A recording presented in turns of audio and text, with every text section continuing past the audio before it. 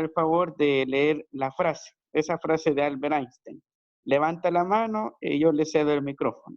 No, no creo. Naomi, ¿puede habilitar su micrófono? Dice, no veas el estudio como una obligación, sino como una oportunidad para adentrarte al maravilloso mundo del saber. Muchas gracias. Y en efecto, Albert Einstein nos hace una invitación de que no veamos el estudiar o que tengo que estar en clase o que tengo que hacer la tarea, para ponerles un ejemplo, como algo obligatorio que tenemos que hacer o forzadamente lo hacemos, sino de que, para darles un dato, no se sabe si saben un poco de la biografía de Albert Einstein, pero él fue un físico teórico, fue muy importante para el área de la física. Él descubrió las leyes del tiempo, vio de que el tiempo es relativo a cada persona, cada observador, vio de que el espacio se comporta como una tela, se puede doblar, deformar. En síntesis, él hizo unos aportes, pero muy significativos para la humanidad. Incluso mucha de nuestra tecnología deriva de las ideas de Albert Einstein. Y él nos hace esa invitación de que cada oportunidad que tengamos de estudiar, de conocer algo nuevo sobre la realidad, es una oportunidad maravillosa, ya que nos trae más sabiduría para nosotros y con ello vamos a tomar mejores decisiones en nuestra vida. Y prácticamente esa es la invitación que nos hace, de que cada oportunidad que tengamos para estudiar, veámoslo como algo maravilloso. Así que vamos a dar paso a la agenda de lo que es esta primera clase teórica. Les voy a pedir de que en su cuaderno anoten esta agenda con estos 4 puntos, ya que van a realizar posteriormente a las clases lo que es un resumen de una página. Pueden hacerlo en formato de infografía o un esquema o un mapa mental, el resumen, y ese resumen me lo van a enviar al correo o vía WhatsApp, como se les facilite a ustedes, ya que a mí me va a dar constancia de que en efecto hemos estado de lleno en la clase. Así que vamos a anotar la agenda con esos 4 puntos. El primer punto de agenda es presentación del tema de la ley de Gauss para campo magnético. Segundo punto de agenda, desarrollo y ejemplificación en la vida cotidiana de la ley de Gauss. Tercer punto, dinámica, análisis de casos cotidianos de la ley de Gauss. Y 4 puntos, conclusiones y cierre. Así que les voy a pedir de que anotemos la agenda con los 4 puntos, y luego de que hayan anotado la agenda, escriben en su cuaderno tema, ley de Gauss para el magnetismo. Y de allí en adelante van anotando ideas clave de las explicaciones que vayan surgiendo en la clase. De igual manera, si vamos un poco rápido, no se preocupen, ya que yo les voy a facilitar posteriormente esta presentación en el grupo de WhatsApp para que vayan haciendo más tranquilo el resumen. Pero ahorita sí necesito de que anoten la agenda y el tema ley de Gauss para el magnetismo. Cuando ya lo hayan hecho, me confirman por favor en el chat de que ya lo hicieron.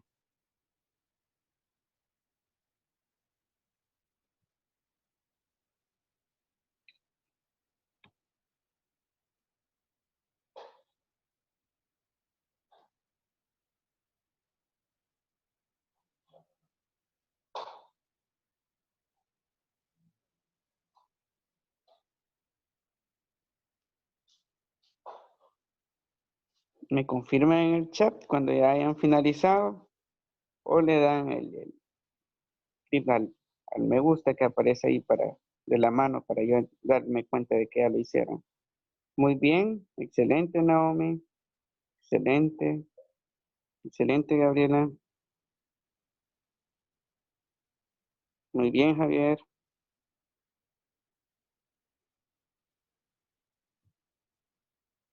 Muy bien Vanessa, excelente.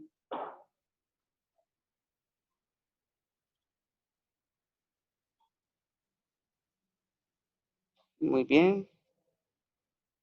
Excelente René. Muy bien. Patres, muy bien Dermi, Gilma, excelente. Creo que habemos un quórum suficiente. Si en dado caso no lo lograron apuntar, no se preocupen, que yo les voy a facilitar posteriormente la presentación. Así que los indicadores de logro que vamos a estar logrando en esta actividad será representa, analiza y explica la ley de Gauss para el magnetismo, indaga y explica con interés el origen del campo magnético de la Tierra y de algunos materiales del entorno. Así que vamos a comenzar con esta primera parte de la clase, el tema ley de Gauss para magnetismo. Para inducirnos al contenido del tema, primeramente esta ley, como ustedes saben, como las leyes de Newton, como las leyes de Faraday, en síntesis, en la ciencia, para poder organizar un conjunto de conocimientos que son de alta importancia para la humanidad, se hacen en cuanto a las leyes. Y las leyes son inspiradas con base a la persona que hizo el descubrimiento. Y en este caso, la ley de Gauss fue descubierta por Carl Friedrich Gauss, el cual fue un físico, matemático, fue un genio de las ciencias. Él desde pequeño ya daba esbozo de que sería un gran genio, un gran científico. Hizo diferentes experimentaciones referentes al campo magnético y el campo eléctrico, y precisamente hablando, Gauss encontró de que los campos eléctricos producen campo magnético. Pero ¿quién fue Gauss? Gauss, como ustedes pueden ver en la imagen 1, ese es el retrato de Carl Friedrich Gauss.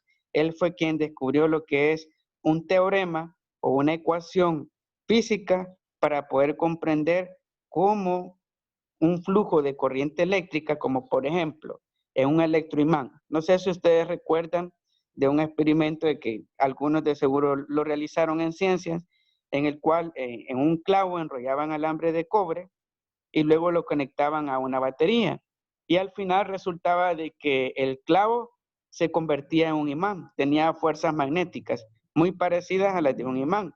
Por tanto, allí vemos claramente una aplicación de la ley de Gauss, en el cual el flujo eléctrico que atraviesa en el conductor rectilíneo, que es el clavo, se convierte en lo que es un campo eléctrico. Y precisamente es lo que nos dice Carl Friedrich Gauss con su teorema.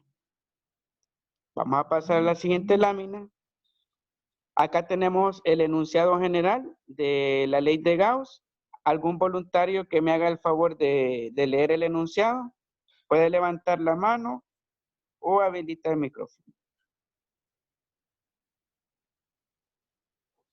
Voluntario que me haga el favor de leer el enunciado de la ley de Gauss.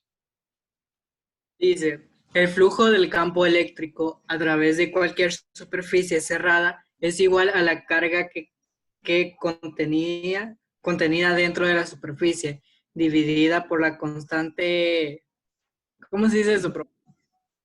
La constante cero. Muy bien, gracias, muy amable. En efecto, el enunciado de la ley de Gauss nos dice de que un flujo de corriente eléctrica, así como la de una pila, y como sabemos, posee corriente eléctrica, atraviesa una superficie cerrada, como por ejemplo, como vemos en la imagen 2, una placa o una lámina de acero, metálica o de cobre. Cuando atraviesa a través de esta, en toda su superficie, se convierte o se transforma en un campo eléctrico. Y el campo eléctrico se comporta con líneas eléctricas, valga la redundancia, que forman lo que es la magnitud del campo. Y precisamente eso es lo que nos enseña Gauss. Gauss nos dice de que, y lo que él precisamente descubrió, de que toda corriente eléctrica que circula en un conductor rectilíneo o en una superficie como la que estamos viendo en la imagen, en forma de placa, va a generar un campo eléctrico. Y como vemos en esta imagen, tenemos las líneas celestes son lo que es el flujo, la dirección del flujo de la corriente eléctrica, y la línea oscura que va en dirección perpendicular y opuesta a E, que es la corriente eléctrica, es el área en el cual va a incidir lo que es el campo eléctrico dentro de esta placa.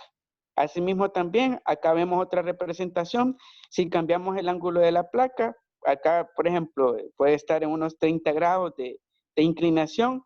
Así también va a cambiar lo que es la dirección del campo, que en este caso es la S. Sin embargo, si ustedes se fijan, las líneas celestes aún se mantienen constantes. Acá vemos otra ejemplificación tenemos a 90 grados lo que es la placa, en la imagen D, tenemos de que el campo se alinea con lo que es el flujo eléctrico y por tanto ahí va a ser cero, no hay campo eléctrico cuando está a 90 grados. Y acá vemos otra ejemplificación en la imagen C, en la cual sí puede haber campo ya que el ángulo es inferior a 90 grados. Y precisamente eso es lo que nos habla Carl Friedrich Gauss, que la corriente eléctrica en un conductor, como en un clavo, como en el ejemplo que les ponía del experimento del electroimán, produce lo que es un campo electromagnético. Ahora nos adentramos a unas cuestiones más interesantes sobre esto de la electricidad, de la ley de Gauss, ya que está asociado al magnetismo. ¿Alguien sabe de dónde proviene la palabra magnetismo? Abro el hilo de participaciones, pueden hacerlo en el chat o levantan la mano para habilitarles el micrófono. Gilma Carolina, ¿puede habilitar su micrófono? No, profe, era para el anterior. A este no. Ah, ok. ¿Alguien ¿Cómo tiene dijo que era la pregunta, profe? de dónde proviene la palabra magnetismo? De magnetismo. Punto para examen, para quien me diga dónde proviene la palabra magnetismo. ¿A dónde fue inspirada la palabra magnetismo?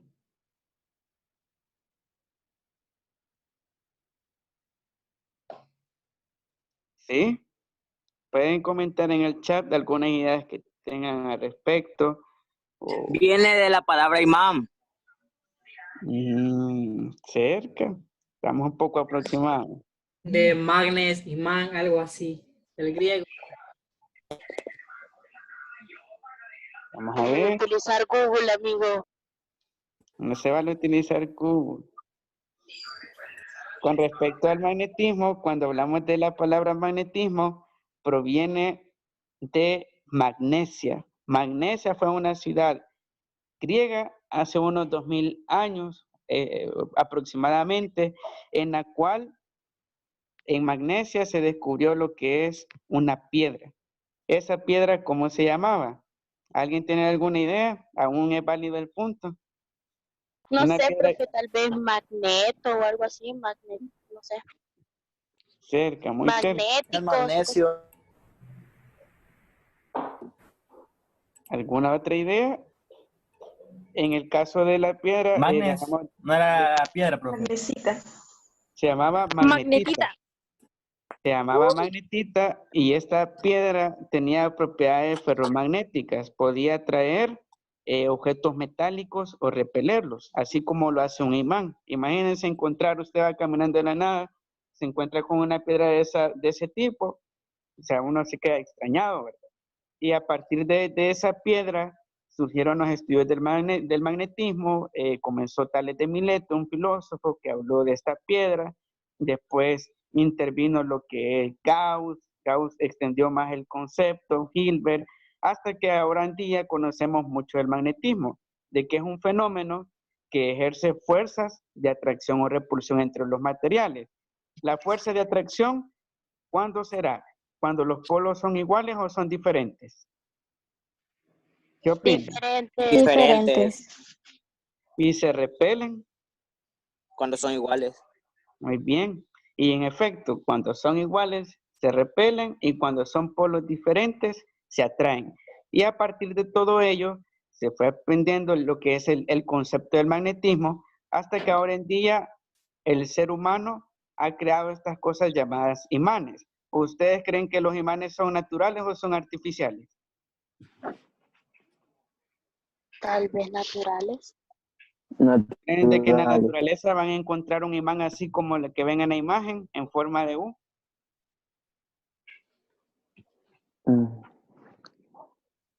Tal vez sea raro, pero es posible, no sé. No. ¿Son naturales o son artificiales? ¿Qué opinan? Son Yo pienso que son artificiales. artificiales, profe. O sea, son Con naturales, esa pero forma, sí, podría le decir que dan es la artificial. forma. Muy bien. Y en efecto, lo que han mencionado de que son artificiales es la respuesta indicada. ya que los imanes son un constructo humano y están compuestos de níquel y acero, aleaciones de ambos materiales y magnetita, y a partir de esos tres componentes se forman los imanes, ya que en la naturaleza no vamos a encontrar un imán así en forma de U, en forma de herradura. Lo que podemos encontrar en la naturaleza que se aproxima más a los imanes es la magnetita, que es así, en bruto es natural. Y los imanes son por excelencia la representación de magnetismo. El magnetismo, claro ejemplo, son los imanes. Dejamos de marcar, por favor, en la presentación. Vamos a pasar ahora un poco a los orígenes, lo que les decía, lo de la magnetita. ¿Alguien que me haga el favor de leerme el recuadro de orígenes del magnetismo, por favor? Puede levantar la mano o habilitar el micrófono. Le cedo la palabra a Gilma, aún sigue levantada la mano. La magnetita es un mineral de hierro constituido por óxido ferroso diferreico.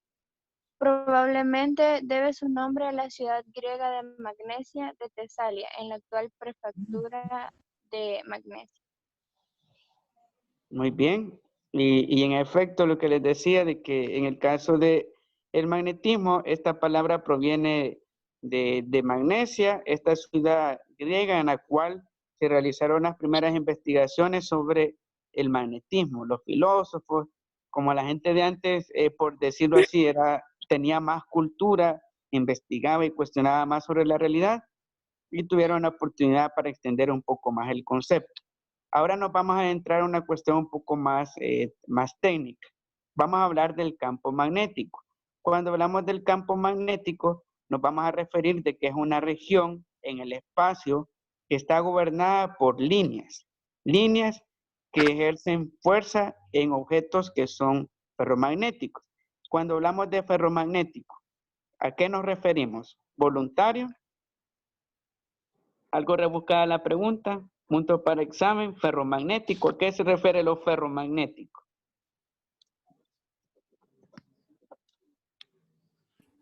Pueden A los participar. imanes ferroces, profe. Cerca. Una definición más relacionada. Ferromagnético. ¿A qué se refiere lo ferromagnético?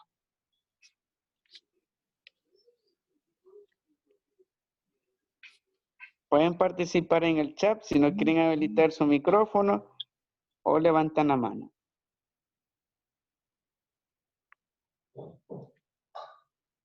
¿Sí? ¿A qué nos referimos con lo ferromagnético?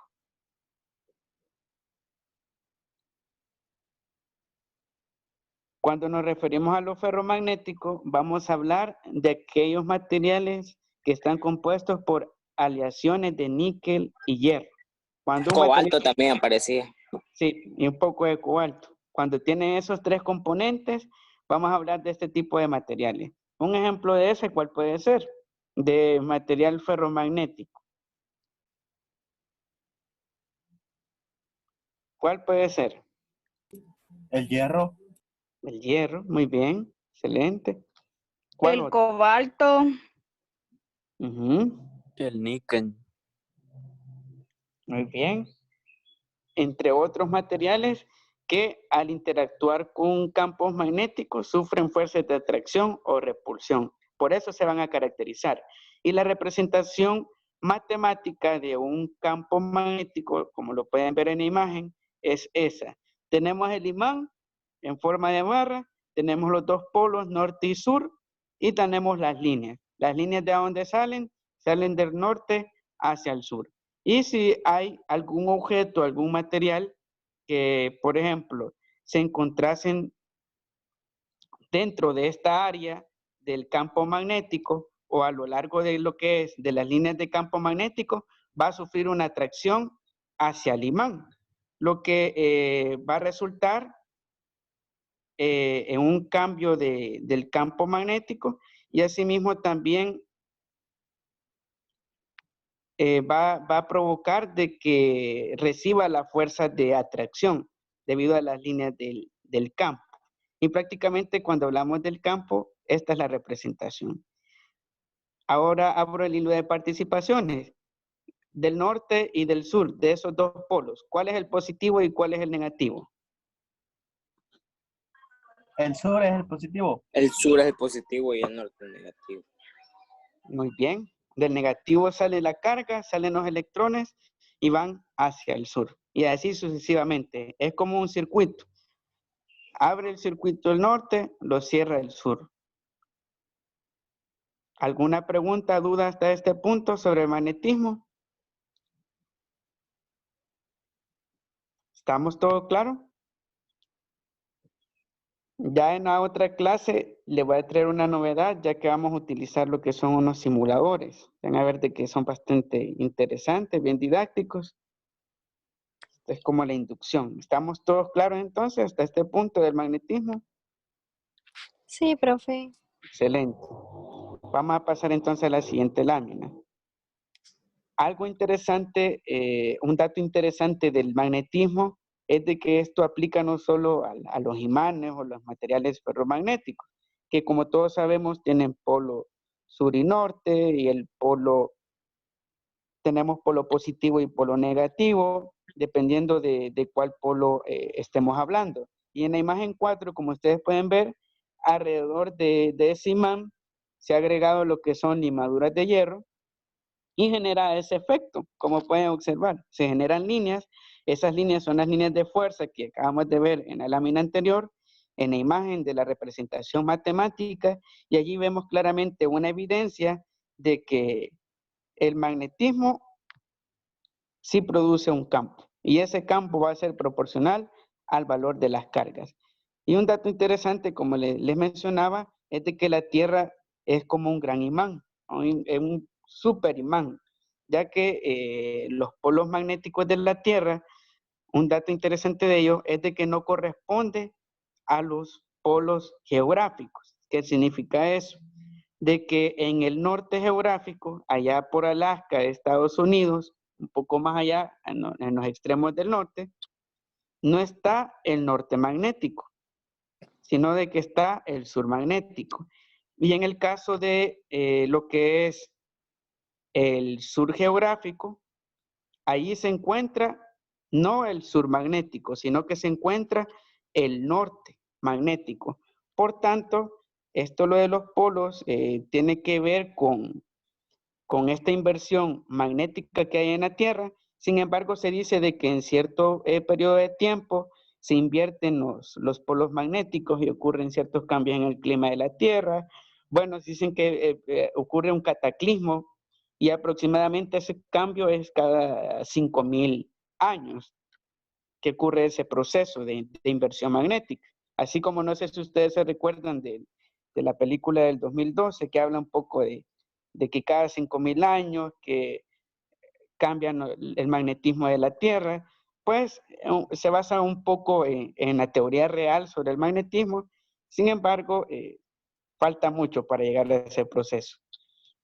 Ya que vemos las líneas del campo, cómo marcarían las agujas de una brújula, vemos de que marcan según las líneas del campo, así van a interactuar con las líneas y así se van a alinear con ellas. Vamos a pasar entonces a la siguiente lámina. Vamos a analizar ahora el caso. Vamos a pasar al otro punto de agenda. ¿Algún voluntario que lea el caso, por favor? Que está en el recuadro. Delmi, ¿puede habilitar Delmi, puede habilitar su micrófono y lo lee, por favor? Sí, analicemos el siguiente caso. ¿Cómo explicas el fenómeno que ocurre cuando se coloca un clavo sobre un imán y después de unos minutos al retirarlo y acercarlo a otro, este lo atrae como si fuera un imán? ¿Cómo le explicarían ustedes? Tenemos ahí la imagen. Tenemos el clavo, lo magnetizamos, o sea, frotamos al clavo con el imán, lo frotamos varias veces y luego el clavo, al acercarlo a las limaduras de hierro, las atrae como que si este fuera un imán. Pero, ¿cómo le explicarían? ¿A qué creen que se debe ese fenómeno? Como vemos allí en la imagen. La fricción. Muy bien, aparte de la fricción, ¿por qué el clavo inicialmente usted lo acerca a las limaduras de hierro y no trae nada, por decirlo así. Sin embargo, después de que usted frota, empieza a frotar el clavo con el imán y hace de nuevo la prueba, le va a traer como que si fuera un imán el clavo, pero no lo es. Pero ¿a qué se deberá ese fenómeno? Conductividad. Muy bien, aparte de eso, ¿qué hizo el imán al clavo, por decirlo así? ¿Qué le agregó que no tenía el clavo inicialmente porque no atraía ninguna limadura de hierro?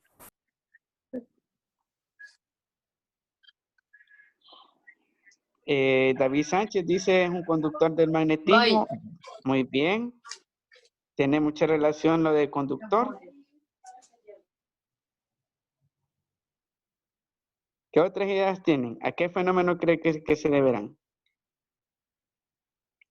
Pues, como mencionaron algunos de que es un conductor de magnetismo, en efecto, aparte de que es un conductor de magnetismo y magnetiza el clavo, porque usted al frotar puede hacer la prueba, puede frotar una aguja con un imán y luego lo coloca sobre una superficie líquida y se va a alinear con las líneas magnéticas de la Tierra, como que si fuesen las agujas de una brújula, debido a de que magnetiza. Y en este caso eso es lo que ocurre. El imán magnetiza el clavo, lo que produce como efecto de que el clavo actúe con características y propiedades similares a las del imán. Y precisamente eso lo vemos en muchas cuestiones. Bueno, no sé si ustedes han visto de los destornilladores, de que a veces el tornillo se queda adherido a lo que es a la punta del destornillador. Y ocurre precisamente este mismo efecto, en el cual se magnetiza el material conductor, no solo de magnetismo, sino que también debe ser de corriente eléctrica y adquiere propiedades magnéticas. Si se preguntan, pero ¿cómo medimos lo del campo magnético, las líneas magnéticas? Para hacerlo, el instrumento por excelencia de las líneas de fuerza magnética es la brújula. Ahí podemos ver, la brújula nos marca los grados con respecto a la Tierra, de igual manera a dónde se sitúa el norte magnético, el sur magnético, el este magnético, el oeste magnético, el noreste, el sureste, etcétera. Es el instrumento por excelencia para medir líneas de fuerza y para medir el campo magnético en total. Está este instrumento que se parece un poco el que aparece del lector del CITRANS, ¿verdad? Pero este instrumento es un magnetómetro que mide en qué dirección van las líneas. Ustedes pueden ver allí, se ve un poco lo que es una línea, indica la dirección de la línea y así también cuán intenso es el campo magnético. Bueno, este tester de campo magnético, no sé si ustedes saben un poco de la nueva teoría de los terremotos y los sismos, si dicen de que los sismos y los terremotos tienen que ver con el magnetismo, cuando se altera el campo magnético. Y se utilizan estos testers para hacer la medición. Me acaba de avisar la aplicación de que ya casi se agota el tiempo. Por efectos del tiempo, no sé si hay alguna duda o pregunta hasta este punto. ¿Estamos todo claro? ¿Todo comprendido? De la ley de Gauss y el magnetismo. Sí, profe. Bueno, si me confirman los demás en el chat, si estamos todos claros, por favor. Pero yo también darme por enterado de que he estado activo en la clase.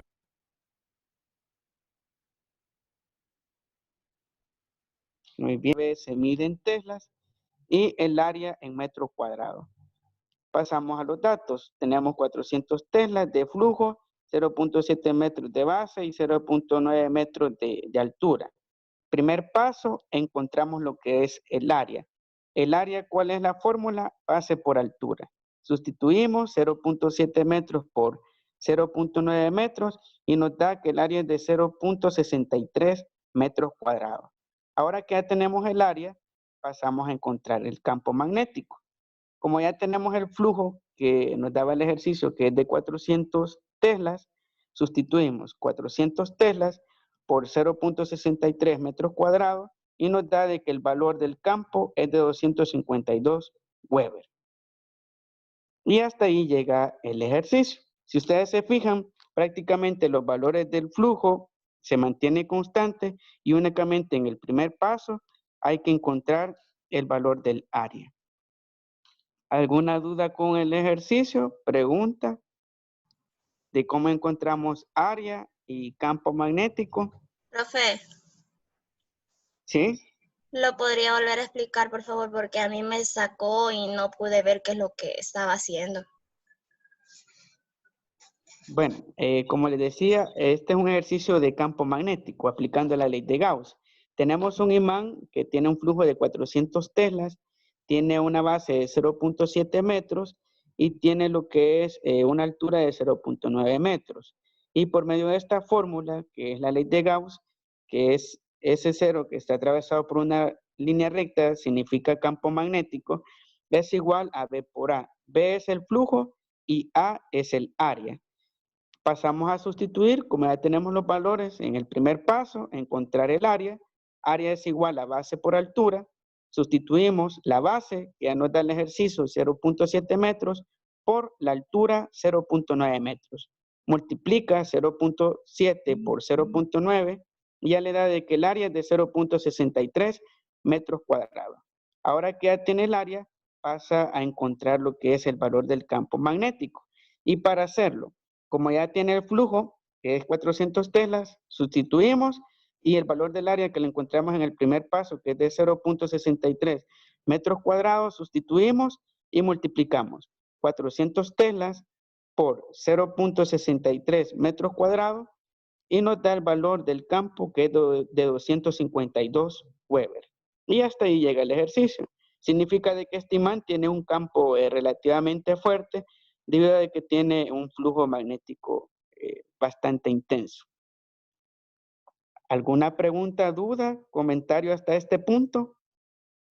Esta presentación yo luego se la voy a facilitar en el grupo para que realicen el resumen, ya que como les mencioné, van a hacer un resumen de una página de las clases y ese resumen me lo van a enviar, ya que a mí me va a hacer y me va a servir de constancia para verificar que en efecto ha trabajado o ha estado atento en el proceso de la clase. ¿Hasta cuándo vamos a tener para enviárselo? El día de mañana. Hasta el día de mañana va a estar hábil la fecha, límite. Pueden hacerlo tipo esquema, mapa u otra organización gráfica. ¿Alguna duda o pregunta o comentario? ¿Estamos todos claros? Si me confirman en el chat. Y solo para ir cerrando, vamos a leer esta frase de Gauss, que nos dice de que los encantos de esta ciencia sublime, las matemáticas, solo se le revelan a aquellos que tienen el valor de profundizar en ella, ya que todas estas áreas de la ciencia y de la matemática son áreas muy profundas sobre la realidad que nos permiten comprender aspectos que nunca nos habíamos imaginado. Así que vamos a cerrar entonces la presentación antes de que se agote el tiempo.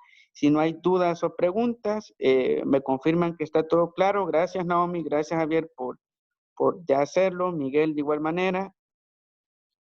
Me confirman que todo está claro, todo está comprendido. Por favor, pueden habilitar su micrófono, confirmarme rápidamente o hacerlo en el chat.